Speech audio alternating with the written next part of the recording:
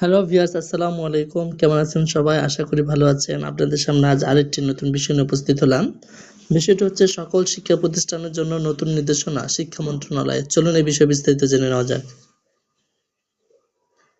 জুলাই বিপ্লবকে অর্থবহ করতে সব শিক্ষা প্রতিষ্ঠানকে তারুণ্য মেলা আয়োজন করার নির্দেশ দিয়েছে শিক্ষা মন্ত্রণালয়। শিক্ষা প্রতিষ্ঠানগুলো তাদের সুবিধাজনক সময়ে এই মেলার আয়োজন করবে।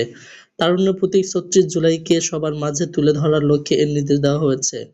মন্ত্রণালয়ের মাধ্যমিক ও উচ্চশিক্ষা বিভাগের সিনিয়র সহকারী সচিব দীপায়ন দাস শুভ স্বাক্ষরিত বিজ্ঞপ্তিতে এসব নির্দেশনা দেওয়া হয়। গতকাল মঙ্গলবার এই নির্দেশনা প্রকাশ হয়।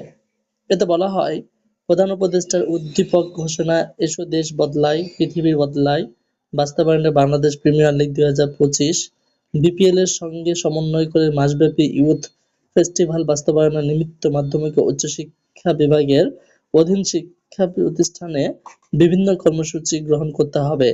এর মধ্যে থাকবে সব শিক্ষা প্রতিষ্ঠানের শিক্ষার্থীদের মাধ্যমে প্রতিদিন শ্রেণী কার্যক্রম চলাকালীন একটি নির্দিষ্ট সময় শ্রেণীকক্ষ নিজস্ব প্রতিষ্ঠান প্রাঙ্গণে পরিষ্কার পরিচ্ছন্নতা কার্যক্রম পরিচালনা করা।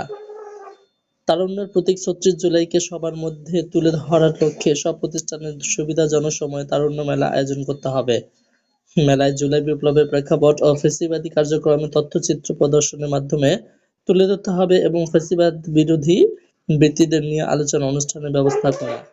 এছাড়া সপ্তাহে একদিন শ্রেণীকে চলাকালীন কোনো এক নির্দিষ্ট সময়ে শিক্ষার্থীদের নিকট বাংলাদেশ সহ বিভিন্ন দেশের সকল উদ্যোক্তা ব্যক্তিদের জীবন ও সফলতার গল্প তুলে ধরতে বলা হয়েছে।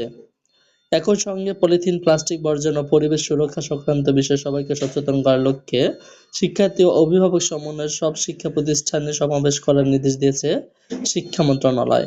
হ্যালো ভিউয়ার্স, আপনারা যদি আমাদের চ্যানেল নতুন হয়ে থাকেন চ্যানেলটি সাবস্ক্রাইব করে পাশে বেল আইকনটি বাজিয়ে দিন।